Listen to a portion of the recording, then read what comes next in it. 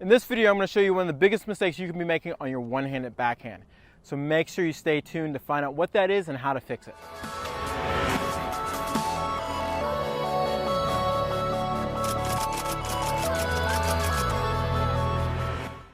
So like I said, in this video, I'm going to show you what's one of the biggest mistakes that you could be making on your one-handed backhand. What I think is one of the biggest mistakes you could be making is not understanding the difference of the swing. Really, we're not trying to go up. We're trying to really pull the racket across using the forearm to create more heavy topspin. So if you want a heavy topspin one-handed backhand, this is the video you need to keep watching. So what do I mean? Well, if I pull up like this, you're not really getting enough penetration. So you might get a heavy ball, but you're not going to get the ball that really moves through the court. And that's what we want in the one-handed backhand. You know, we're not thinking of the days where you kind of bunt the ball and get it flat. In today's modern day game, especially if you have a one-handed backhand, you better be able to put some spin on it. So that's what I want to show you, how you can put heavy spin on your one-handed backhand. So one of the keys is learning how to use your forearm more efficiently. And also, in the process of using your forearm, we're coming across the body and not rolling up like this, okay? One key element is the grip.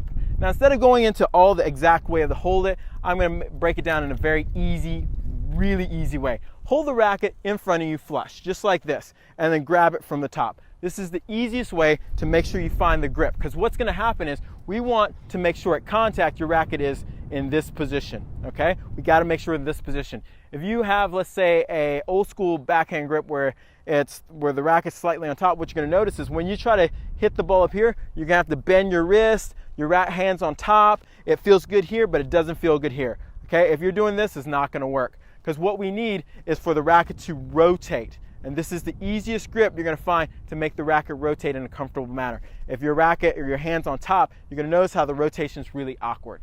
So that's the first key element. Now, the second key is making sure that we prepare correctly.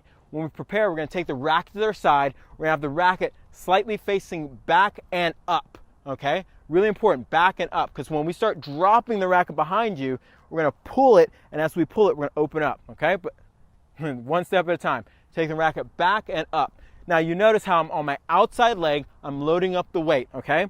As I start to take my step forward, you're gonna see me start to drop the racket. Key element here is that I'm not letting go of the racket. You're not seeing me let go of the racket here. I'm actually still holding on to the racket, and I'm gonna hold on to the racket all the way down to this position here, okay? This is a key position. This key position is where I call the leverage position, or sometimes the slot position. Getting the racket in the slot, where the butt of the racket's facing away or facing towards the contact of the oncoming ball, okay? And I'm gonna work on pulling this butt of the racket into the ball. I'm not snapping, this is the difference. I'm pulling the racket into the butt of the ball, not snapping, okay?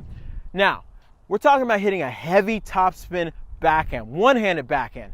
Now, the key to this is rolling the racket up and across, okay? Using your forearm. Now, I want you to make sure you go out and try this progression. All we're going to do is hold the racket in this fashion here, and I'm going to use my forearm to turn the racket over. Just do that 5-10 times just to get used to how that feels. Now, once we're here, we're going to drop the racket under and pull it and turn that forearm over. Now, when you're done, you can turn it over and up. It's really important that when we're finishing, we're turning the racket and the racket head is going up through the contact. We're not pulling the racket straight behind the ball, because if we're pulling the racket straight behind the ball, we're not going to have the heavy spin we want to create this heavy topspin backhand, okay? So as we're pulling it, you're going to notice that my racket doesn't snap forward. All it's going to do is roll over and finish, okay? My finish, nice and wide. I'm going to pull it to the side, okay? Not here, here, because we're going to roll the forearm out to the side and have a big finish. Once we do that, you're going to notice a huge difference in the amount of topspin you're going to have. Notice how I'm getting behind the ball. Even if the ball gets high on me, I can use my shoulders to really hit the ball.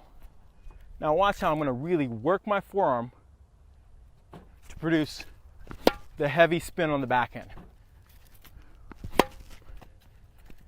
It's really an explosion.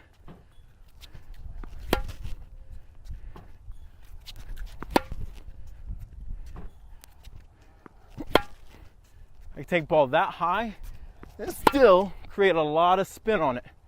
Okay, really important to explode through the ball. and I'm using my legs to do this. If you work on this, go out and practice each stage where we're taking the racket back, dropping it, and exploding with that forearm. You're gonna notice a dramatic increase in the amount of spin you get on your one-handed backhand. So go out, try it, tell me how it works, and go and play tough.